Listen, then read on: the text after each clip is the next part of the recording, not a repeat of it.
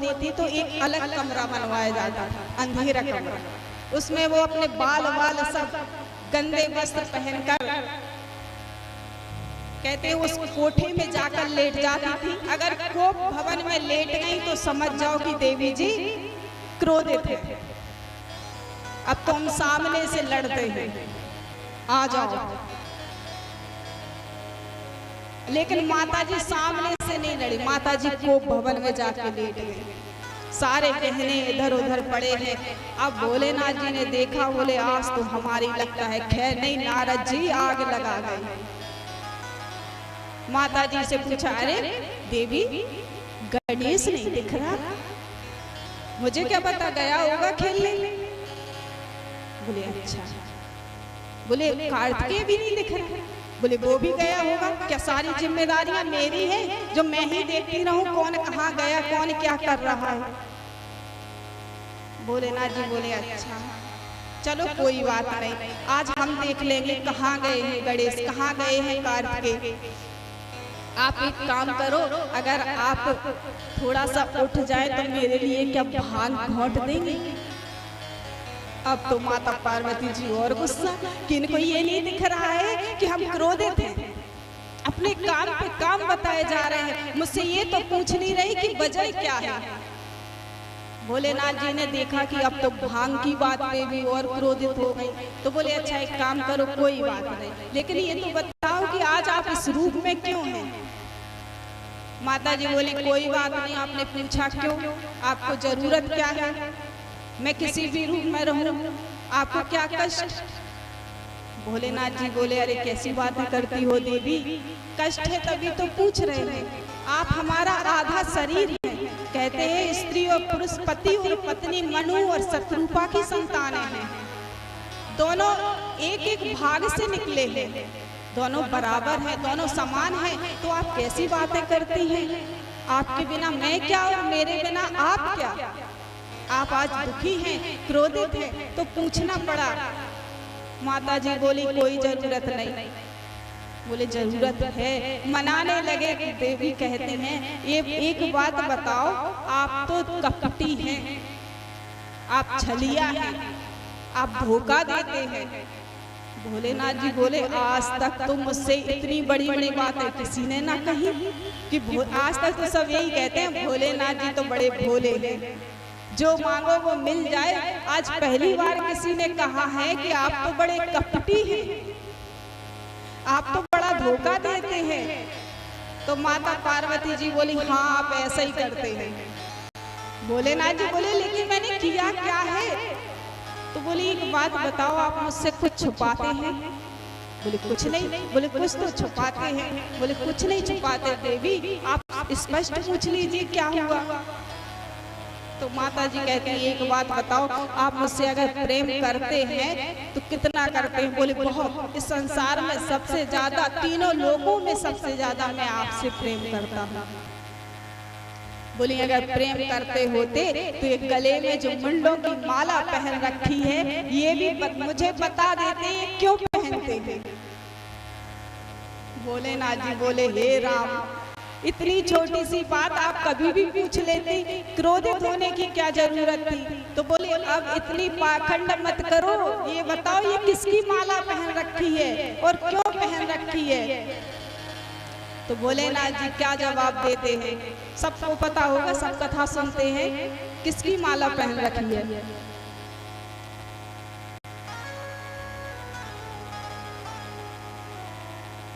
सब कथावाचक कथा तो श्रवण कराते ही हैं और शायद अमर कथा सभी सुनाते हैं। थोड़ा सा हम भी रूठ जाते हैं भैया कि ये मुंडों की माला किसने किसकी पहनाई है। आइए हम ही बता देते हैं कि भगवान भोलेनाथ जी कहते हैं देवी ये मुंडों की माला किसी और की नहीं और ना ही किसी और के लिए पहनाई जाती है। आप जितनी बार लीला करके अपने शरीर को त्याग करके गई हैं, ये मुंडों की माला आपकी ही है। उतनी ही बार मैंने आपके मुंडों को उठाया है और एक धागे में पिरोकर अपने गले से लगाया है। क्योंकि मैं आपसे इतना प्रेम करता हूँ कि मैं आपके शरीर के एक एक हिस्से को संभाल के रखता हूँ। ये मुंड किसी और के नहीं, आपके हैं। अब माता पार्वती जी और गुस्सा हो गई, खुश होने की बजाय गुस्सा हो गई। बोली अरे वाह, एक बात बताओ, हम ही क्यों मर जाते थे, हम ही क्यों लीला करते थे और हम ही क्यों मरते थे? आपको कभी मृत्यु ने हाथ नहीं लगाया? बोले हम अमर हैं। बोले आप अमर क्यों हैं और आपने इतना कष्ट क्यों किया? अगर आप अमर हो तो क्यों हो? तो बोले ना जी, बोले हम अमर इसलिए हैं क्योंकि हमने अमर कथा का पान किया है। माता पार्वती जी कहने लगी अरे वाह भोलेनाथ जी, कोई किसी से बहुत प्रेम करता हो तो वो उसको बार बार मरने नहीं देगा। आपने इतना कष्ट तो कर लिया कि हर बार मैं मरी तो मुझे गले में लटका लिया, लेकिन मुझे अमर कथा ना सुना पाए कि मैं भी मरना छोड़ दूं। भोलेनाथ जी बोले देवी, अमर कथा ऐसे श्रवण नहीं की जाती है। अमर कथा सुनने के लिए एक ही आसन पर किसी के बिना विरोधाभास टोका टोकी के सुननी पड़ती है। एक व्यास सुनाएगा तो एक ही सुनने वाला हो। अमर कथा में कभी भी ऐसा नहीं होता कि आप उठ जाएं, आप सोने चले जाएं, क्योंकि अमर कथा का पान एक ही बैठक से एक ही आसन पर किया जाता है। इसीलिए मैंने आपको ये कथा श्रवण नहीं कराई। अब तो देवी जी कहने लगी हमें तो अमर होना है, हमें बार बार नहीं मरना। आपको बहुत कष्ट होता होगा, मेरी इतनी सारी मुंडों की माला आप गले में लटकाते हैं। मैं सोच रही हूँ मैं भी कथा श्रवण कर ही डालूं। अगर कथा श्रवण कर लूंगी तो मैं भी अमर हो जाऊंगी, फिर मुझे बार बार नहीं मरना पड़ेगा। भोलेनाथ जी ने बड़ी जिद की, देवी आप नहीं श्रवण कर पाएंगे। बोले नहीं, हम तो श्रवण करेंगे पर हमें कथा श्रवण कराओ। बोलिए शिवा के बिहारी लाल की जय हो।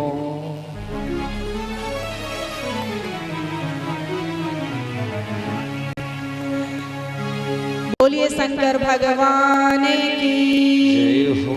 एक बार जयकारा ऐसा तो लगे कि यहाँ ठाकुर जी तक आ जाए। क्या है, हमें ऐसे लग रहा है जैसे आज पहली बात तो ये है कि प्रथम दिवस है और द्वितीय दिवस और प्रथम दिवस की कथा को एक साथ लेकर चलना है। दोनों कथाओं को सामंजस्य बनाना है तो थोड़ा आपको भी सामंजस्य बनाना है। आपको भी ये लगेगा कि कहाँ कथा, दोनों कथा एक साथ हो रही हैं, द्वितीय दिवस और प्रथम दिवस। तो कृपया हमें भी लगे कि आप सुन रही हैं और आप लोगों को समझ में आ रहा है। एक बार भगवान का जयकारा, जब भी ऐसा तो है नहीं कि आप सिर्फ जयकारा ही बोलते रहेंगे, लेकिन जब जयकारा लगाया जाए तब दोनों हाथ उठा के लगाया जाए। बोलिए माँ के बिहारी लाल की जय हो। राधा रानी सरकार की जय हो। शंकर भगवान की जय हो। आपको लग रहा होगा कि बड़ा जयकारा लगवा रही, भैया अपने लिए नहीं लगवा रहे, हमारे संत लोग भी बैठे हैं, सब जानते हैं। इसका भी एक महत्व है। जब कुंभकर्ण की मृत्यु हो गई, भगवान ने कुंभकर्ण को मार दिया, तो निंद्रा देवी कुंभकर्ण की दासी थी, या कह लीजिए कि जिसके पास जो रहता है वो उसकी स्वामी या स्वामिनी हो जाती है। कुंभकर्ण हमेशा सोए रहते थे तो वो उनकी पत्नी ही हो गई निंद्रा देवी। अब जब कुंभकर्ण को मार दिया भगवान ने तो निंद्रा देवी को बड़ा क्रोध आया।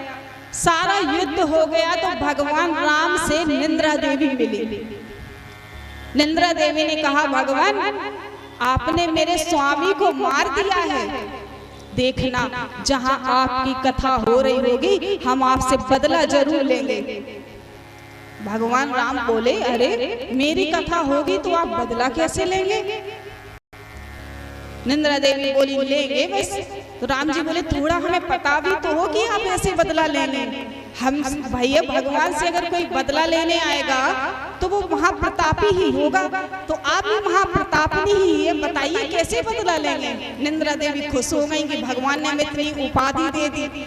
तुरंत बता दिया कि जहां भगवान आपकी कथा हो रही होगी वहां आपके भक्तों को नींद बड़ी अच्छी आएगी।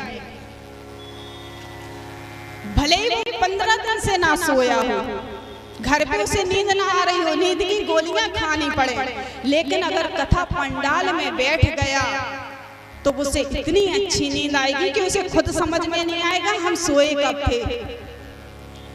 भगवान राम जी बोले अच्छा तुमने ये सोच लिया? बोले हाँ। बोले हम सबके भक्त जो, क्योंकि अगर कथा श्रवण आप अच्छे से कर लेंगे तो भगवान की प्राप्ति हो जाएगी। अगर आप बीच में सो गए तो कुछ ना कुछ तो आप छोड़ देंगे, जो सो गया वो खो गया। बोली मैं सबके सिरों पर बैठ जाऊंगी और सबको अच्छी नींद आएगी। तभी तो देखना कहीं कहीं मैया लोग घूंघट डाल के जरूर आती हैं, घर पे भले ही घूंघट ना डाला हो, लेकिन कथा में ज्यादातर घूंघट डालेंगे। क्यों? क्योंकि घूंघट डाले हैं। बोलिए जय सिया राम। सोते रहो। कोई कोई कहता है कि हमें तो खम्मे वाली जगह दे देना, खम्मे वाली। बोले क्यों? बोले हमसे बैठा नहीं जाता है। अब बैठा क्या नहीं जाता है, उनको ये लगता है कि बीच में अगर आनंद आ गया तो ले ले। तो निंद्रा देवी ने जैसे ही कहा तो भगवान राम जी ने उत्तर दिया, बोले आप कभी मेरे भक्तों पर सवारी नहीं कर पाएंगी। बोले क्यों? बोले जैसे ही आप मेरे भक्तों पर सवारी करेंगे तो मैं व्यास को एक आदेश दूंगा कि बीच बीच में जयकारा जरूर लगवाएं, क्योंकि दोनों हाथ उठा के जब जयकारा लगाया जाएगा, जब गूंज उठेगी भगवान की, तो निंद्रा देवी बाहर जाकर गिर जाएंगी। बोलिए शंकर भगवान की जय हो। बोलिए माँ के बिहारी लाल की जय हो। इसीलिए जयकारे का भी महत्व है। इसीलिए व्यास बार बार कहते हैं कि आपको सप्त दिवसीय कथा का जो लाभ है वो पूरा मिल जाए। इसीलिए बीच बीच में कहते हैं ये मैयाओं, ये मेरे बाबा काकाओं, एक बार जयकारा जरूर लगाएं। यहाँ पे आइए कथा में वापस चलते हैं। श्री सुखदेव जी महाराज जी को जब एक गर्भिणी के रूप में अवतार लेना था तो भगवान यहाँ भोलेनाथ जी की कथा चल रही है। भगवान भोलेनाथ जी ने माता पार्वती को बहुत समझाया कि आप अभी कथा श्रवण नहीं कर पाएंगे, लेकिन माता पार्वती जी नहीं मानी। स्त्री हट, राज हट और बाल हट, ये तीनों बड़े कहते हैं अगर लग जाए तो आसानी से नहीं छूटते। शंकर जी क्या करें, विवश हो गए। माता रानी को मनाना है, देवी को मनाना है। भोलेनाथ जी बोले ठीक है देवी, अब मैं आपको अमर कथा तो श्रवण करा रहा हूँ, लेकिन आप मन से और ध्यान से कथा श्रवण करना। अगर आपको लगे कि आपको आलस्य आ रहा है, नींद आ रही है, तो आप ओम ओम का जाप करते रहना। अब देवी जी मान तो गई, लेकिन क्या है, जैसे ही भगवान भोलेनाथ जी कह रहे थे कि अमर कथा सबको नहीं सुनाई जाती, कथा हमेशा होती है, तो व्यास का आसन ऊपर होता है, सुनने वाले भक्तों के नीचे होता है, क्योंकि यहाँ स्वयं ठाकुर जी विराजमान होते हैं और ठाकुर जी से ऊपर किसी का आसन नहीं होता, चाहे वो कितना भी बड़ा आदमी हो, क्योंकि भगवान से बड़ा कोई नहीं है। इसीलिए ठाकुर जी का आसन ऊपर होता है। आज भगवान भोलेनाथ ने डमरू का नाद किया, पशु पक्षी हो, जो भी जीव हो, वो यहाँ से चले जाए। डमरू का नाद होते होते जो गर्भिणी थी, वो उस गर्भिणी ने अपना अंडा उसी घोंसले में दे दिया और घोंसले में ही अंडा छोड़कर चली गई, क्योंकि उसको डमरू का आदेश मिल रहा था, भोलेनाथ जी का आदेश वहां से जाने के लिए मिल रहा था। वो अपने अंडे को वहीं छोड़ गई। घोंसला ऊपर बना था, वृक्ष पर बना था। भगवान भोलेनाथ जी ने जैसे ही देखा कि सब चले गए हैं, आसन लगा लिया, माता जी को सामने बैठाया और कथा श्रवण कराने लगे। कथा श्रवण कराते कराते जब सूर्यवंशावली लगातार कोई सुनाएगा तब भी संपूर्ण नहीं होगा। इतनी बड़ी वंशावली है सूर्य वंशावली, जहाँ भगवान श्री रामचंद्र जी ने जन्म लिया है। भोलेनाथ जी ने जैसे ही सूर्य वंशावली सुनाई, माता जी को नींद आ गई। वंश में क्या होता है कि किसी के वंश में कोई जन्मे, फिर उनके वंश में वो जन्मे, ये सब बातें सुनते सुनते माता जी को इतनी ऊँघ आई कि उन्हें याद ही भूल गया कि मुझे सोना नहीं है, कथा पूरी नहीं हो पाएगी, मुझे सोना नहीं है, भगवान गुस्सा हो जाएंगे। वहां पे कथा सुनते सुनते उस अंडे में जीव आ गया। वो अंडा फूटा तो श्री सुखदेव जी महाराज जी छोटे से, उनमें जीव आता गया, क्योंकि उन्हें कथा का अमृत पान मिल रहा था। अब सुखदेव जी ने सोचा क्या करूं, माता जी तो सो गई, अगर ओम का उच्चारण नहीं हुआ, अगर हुंकार नहीं भरी गई तो भोलेनाथ जी कथा बंद कर देंगे। और सूर्य वंशावली के बाद चंद्र वंशावली आने वाली है, जिसमें श्री ठाकुर जी का अवतार होता है, श्री ठाकुर जी का जन्म होता है। अब मेरे गोविंद का जन्म आने वाला है, उनकी लीलाएं आने वाली हैं, और माता जी को नींद आ गई। क्या करूं, कथा बंद हो जाएगी। तो वो छोटे से सुखदेव जी ओम ओम का उच्चारण करने लगे। श्री शिव जी को जब ओम का उच्चारण मिलने लगा तो वो अपनी कथा को आरंभ रखे, कथा करते रहे। उन्होंने सोचा कि माता जी हुंकार भर रही हैं, यानी माता जी कथा श्रवण कर रही हैं। श्री शिव जी ने जैसी कथा में भगवान का जन्म सुनाया, जन्म सुनाने के बाद उनकी लीलाएं सुनाई, और लीलाएं सुनाने के बाद कथा संपूर्ण होने पे आ गई। तो भोलेनाथ जी ने कहा, बोलिए श्री गोविंद ठाकुर जी की जय हो। जब जयकारा लगाया तो माता जी एकदम से जाग गई। बोली, क्या हुआ स्वामी, क्या हुआ, क्या भगवान का जन्म हो गया? शिव जी बोले, भगवान का जन्म हो गया, मैंने कथा संपूर्ण कर दी है। माता जी बोली, अच्छा कथा संपूर्ण हो गई? अब शिव जी को गुस्सा आया, बोले कथा संपूर्ण हो गई, जन्म हो गया, ये क्या बोल रही हो, तुमने कथा नहीं सुनी? पार्वती जी बोली, स्वामी कथा तो सुनी, लेकिन जैसे ही आपने सूर्य वंशावली सुनाई मुझे नींद आ गई।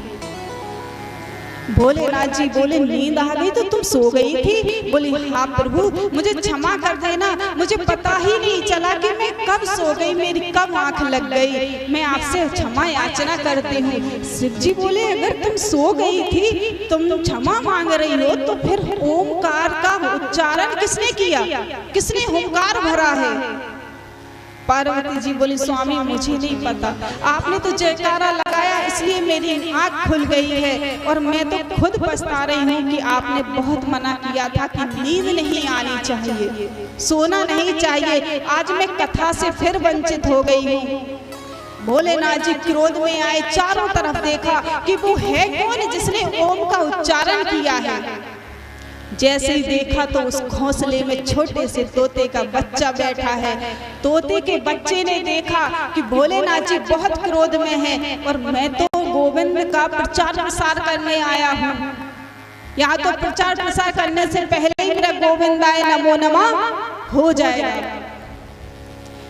उस तोते ने जैसे ही भगवान ने अपना त्रिशूल उठाया कि आज मैं तुम्हें छोड़ूंगा नहीं, तोता उड़ने लगा। आगे आगे सुखदेव जी महाराज उड़ रहे हैं और पीछे पीछे भोलेनाथ जी जा रहे हैं। यहाँ पे व्यास जी की पत्नी को जमाई आ गई। उंघाई जमाई तो जानती होंगी, हाँ चलो जानती तो है, जो जानती है वो लेके दिखाए कि जमाई कैसे दी जाती है। जमाई आ गई। पत्नी को जैसे ही जमाई आई, सुखदेव जी ने सोचा कि आज मुझे भोलेनाथ जी से सिर्फ ये ऋषि की पत्नी बचा सकती हैं। छोटे से थे, मुंह के द्वारा गर्भ में प्रवेश कर गए।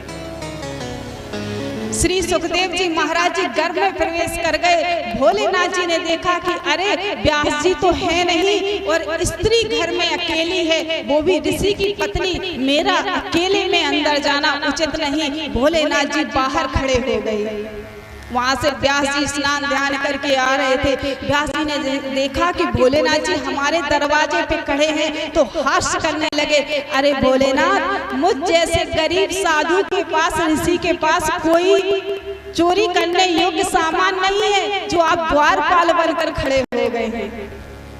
बोले आपके घर में मेरा चोर घुसा है। बोले क्या बोल रहे हैं, मेरे घर में चोर? मेरे पास है क्या? एक तंबूला और एक माला जिससे मैं भजन करता हूँ, और आप कहते हैं मेरे घर में बड़ा चोर घुसा है। तो ऋषि से शिव जी कहते हैं, हाँ, मेरी कथा की चोरी करके चोर घुस गया।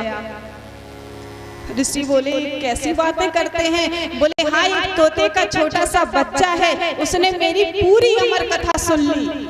व्यास जी हंसने लगे। बोले भोलेनाथ जी आप सच में बहुत भोले हैं। बोले क्यों? बोले आप ही तो कहते हैं जिसने अमर कथा सुन ली वो अमर हो गया, तो आपकी कथा सुन के आप उसको मारने आए, वो मरेगा कैसे? वो तो अमर हो गया है। बोले वो गया कहाँ? व्यास जी ने पूछा, अरे भोलेनाथ जी आपने देखा वो गया कहाँ? बोले हाँ देखा। बोले कहाँ? बोले आपकी पत्नी के गर्भ में प्रवेश कर गया। व्यास जी बड़े खुश हो गए। व्यास जी के कोई संतान नहीं थी। बोले महाराज, हे प्रभु भोलेनाथ, जब ये बाहर निकल आएगा तो मैं आपको इसको सौंप दूंगा, क्योंकि अब ये मेरी पत्नी के गर्भ में है। आप एक स्त्री की हत्या तो कर नहीं सकते। भोलेनाथ जी बोले ठीक है, जब ये निकल आए तो मुझे जरूर दे देना।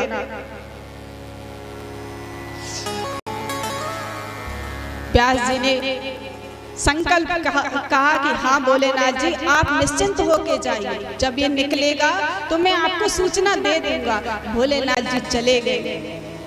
अब व्यास जी की पत्नी अंदर जो बच्चा था वो 12 वर्षों तक अंदर रही। श्री सुखदेव जी महाराज जी 12 वर्षों तक गर्भ में ही रहे।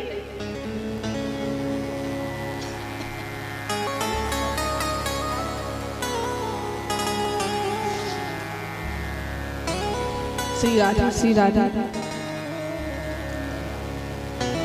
यहाँ पे व्यास जी की पत्नी बड़ी परेशान हो गई। बच्चा 9 महीने गर्भ में रह रहा है, 1 वर्ष भी रह सकता है, बहुत ज्यादा है भैया। भगवान की लीला है 2 वर्ष, लेकिन 7 वर्ष, 8 वर्ष, 11 वर्ष, फिर 12 भी वर्ष लग गई। व्यास जी बड़े परेशान हो। व्यास जी बार बार कहें, पुत्र अब तो बाहर निकल आओ। और सुखदेव जी अंदर से कहते हैं, नहीं पिताजी मैं बाहर नहीं आऊंगा। भोलेनाथ जी बाहर बहुत क्रोधित थे, मैं नहीं आऊंगा, मैंने उनकी कथा श्रवण की है। जी कहें, अरे नहीं वो तो बहुत भोले हैं, भगवान है वो ऐसे थोड़ी तुम्हें मार देंगे। बोले पिताजी एक बात बोलूं, ये सृष्टि में जो माया है ना, ये माया ने किसी को नहीं छोड़ा। इस माया ने बड़े बड़े ऋषियों को घेर रखा है। कलयुग है ये। नारद जी महाराज जी एक बार इसी कथा में महात्म्य नारद जी महाराज जी गए। एक दाही विशालायाम चत्वार ऋषियों मला। एक बार ऋषियों से मिलने गए। सनक सनंदन सनातन सनत कुमार, 4 कुमार है ब्रह्मा जी के मानस पुत्र। चारों ने भगवान को अपनाया है, इस माया मोह को नहीं अपनाया। आज नारद जी उनसे मिलने गए, बड़े दुखी हैं। नारद जी को सनत कुमारों ने जब देखा तो पूछा, अरे देवर्षि आप बद्रीनाथ में आए हैं, विशालापुरी में आए हैं और इस तरह दुखी होकर क्या हुआ? तो कहते हैं क्या बताएं, मैंने सोचा कि इन तीनों लोकों में सर्वश्रेष्ठ है पृथ्वी। वहां पे मनुष्य स्त्री पुरुष सब बड़े प्रसन्न रहा करते होंगे। भगवान की बड़ी असीम अनुकंपा है पृथ्वी पर। यहाँ जीव जंतु सब एक दूसरे से प्रेम करते हैं। मैंने सोचा चलो क्यों ना मैं भी, मेरा मन थोड़ा खिन्न सा था, मैंने सोचा पृथ्वी पर जाकर देखता हूँ। मैं हरि क्षेत्रम कुरुक्षेत्रम श्री रंगम सेतु बंधनम, मैं काशी गया, हरिद्वार गया, बनारस गया। मैंने वहां देखा कि वहां पे जो साधु महात्मा थे उनके पास बड़े बड़े शस्त्र थे। मैं और पास गया, साधुओं की नगरी में गया। मैंने सोचा इन साधुओं को शस्त्रों की क्या आवश्यकता, इनको वाहनों की साधनों की क्या आवश्यकता, इनके लिए तो भगवान भक्ति ही सर्वप्रथम होनी चाहिए। बोले जितने ऊंचे महंत उनके उतने बड़े बड़े शिष्य। बोले जो भगवान की माला जप रहा है उनको कोई नहीं पूछता कि ये सच्चे साधु हैं। बोले जिनके पास शस्त्र है पाखंड निर्तः संतो, पाखंडी हो गए हैं। मैंने सोचा चलो यहाँ से आगे बढ़ते हैं, शायद गृहस्थ आश्रम में सब कुछ ठीक होगा। मैं गृहस्थ आश्रम में गया, वहां तो और भी बड़ी विडंबना है। बोले घर दीवार बिगाड़े आरो और घर बिगाड़े सारो। बोले अगर दीवार में आरो बना दो तो अच्छो नहीं लगे। आरो जानती, छोटे छोटे दीप आरो बना, बुंदेलखंडी में बोलते हैं। आरो बन जाए अगर तो दीवार। और बोले अब बड़े भाइयों को नहीं पूछा जाता घर में। बोले धर्म पत्नी जी आ जाती हैं, उनके भाइयों को भाई बनाया जाता है। भाई साहब घर में ये हो रहा है, बताओ न्यारे हो जाए। बोले अपने भाई साहब बैठे, उनसे नहीं पूछेंगे भाई साहब मिलजुल के बंटवारा कर लेंगे। बोले भाई साहब ने कह दिया वही सब कुछ। नारद जी बोले बड़ी विडंबना है, पहले पुरुषों की चलती थी अब स्त्रियों की चलती हो गई। बोले कैसे? बोले स्त्री बैठ रही है बाहर और पुरुष बैठ रहा है अंदर। स्त्रियों की मालिकी हो गई है, इसलिए सब कुछ विडंबना में चल रहा है। मैंने सोचा चलो भगवान की नगरी वृंदावन चलते हैं, वहां तो स्वयं ठाकुर जी का घर है, वहां देखते हैं शायद कुछ अच्छा हो। वहां गया तो और भी बड़ी विडंबना देखी। यमुना जी जो स्वयं ठाकुर जी की पत्नी है, उन यमुना जी के किनारे जाता हूँ तो देखता हूँ कि बड़ी ही सुंदर जवान युवती बैठी हुई है और दो वृद्ध उनकी गोद में लेटे हैं। बड़ी जोर जोर से वो जवान लड़की रो रही है, युवती लड़की रो रही है। चारों तरफ बड़ी सुंदर सुंदर दासियां लगी हैं जो उस स्त्री को पंखा झुला रही थी। मैंने सोचा कि सीधा स्त्रियों के पास जाना ठीक नहीं, लेकिन किसी को रोते देखकर छोड़ देना भी ठीक नहीं। क्या करूं? मैं लौटने लगा, मेरी हिम्मत नहीं हुई, क्योंकि मैंने जो पृथ्वी पर देखा वो कहते हैं जब स्त्रियों से जबरदस्ती बोले कोई तो पृथ्वी पे बड़ा गलत चल रहा है। कोई गलत हो या ना हो, अगर उसको इल्जाम लगाना है तो लगा ही देंगे। या कोई स्त्री कितनी भी अच्छी हो और अगर पुरुष को उस पे इल्जाम लगाना है तो लगा ही देगा। बड़ा बुरा समय है। मेरी हिम्मत नहीं हुई कि उस स्त्री से पूछ लूं कि देवी तुम्हें दिक्कत क्या है, क्या परेशानी है, तुम रो क्यों रही हो। मैं लौटने लगा तो वो देवी स्वयं मुझे देखकर कहने लगी, भो साधु क्षणम तिष्ठ मत चिंता मपि नाशय।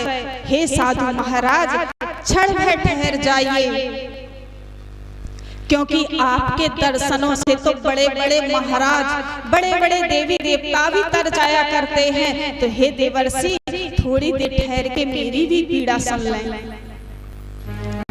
नारद जी ने सोचा चलो देवी ने अब मुझे स्वयं बुलाया है। पास गए तो बोले हे देवी आप कौन हैं? बड़ी विडंबना है महाराज। वो कहने लगी मेरा नाम भक्ति है, मैं भक्ति हूँ और ये जो मुझे पंखा झुला रही हैं ये नदियां हैं। बोले आप भक्ति हैं तो ये दोनों वृद्ध कौन है? बोले बड़ी समस्या है, ऋषिराज बात है मरने की, लज्जा की आज निशानी है।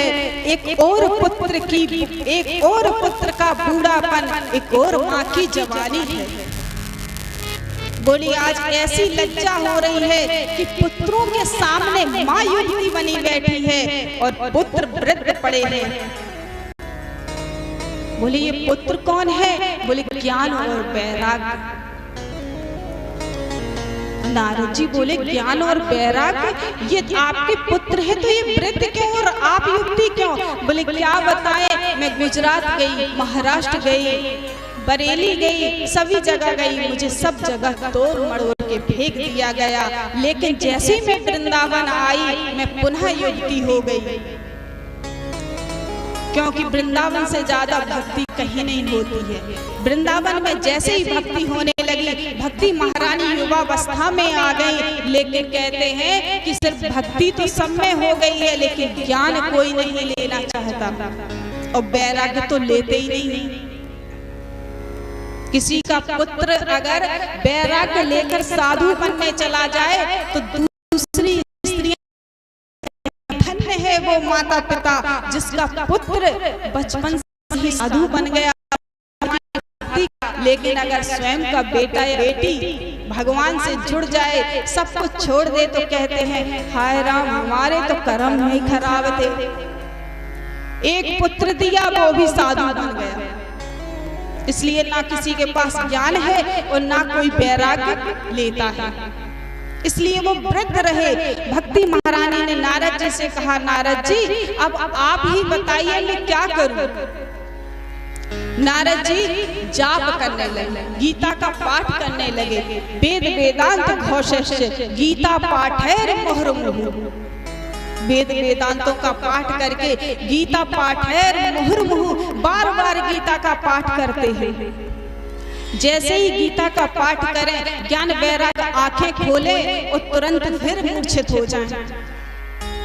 अब तो नारद जी बड़े परेशान, क्योंकि गीता से बड़ा कहते हैं कोई पाठ नहीं है। किसी के हम मृत्यु हो जाए तो गीता का पाठ सुनाया जाता है। आज नारद जी बड़े परेशान है, क्या बात है गीता का पाठ भी आज इनको मूर्छा से मुक्त नहीं कर पा रहा।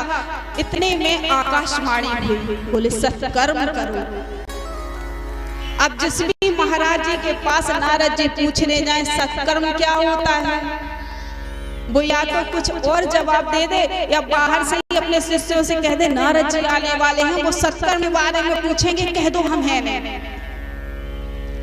बाहर नारद जी बड़े परेशान हो गए। कोई कह दे अरे भगवान की पूजा करो, कोई कह दे जाप करो, कोई कहे गीता का पाठ करो, और कोई सीधा मना ही कर दे हमको नहीं पता महाराज। जब आप देवर्षि होके आपको नहीं पता तो हमको क्या पता।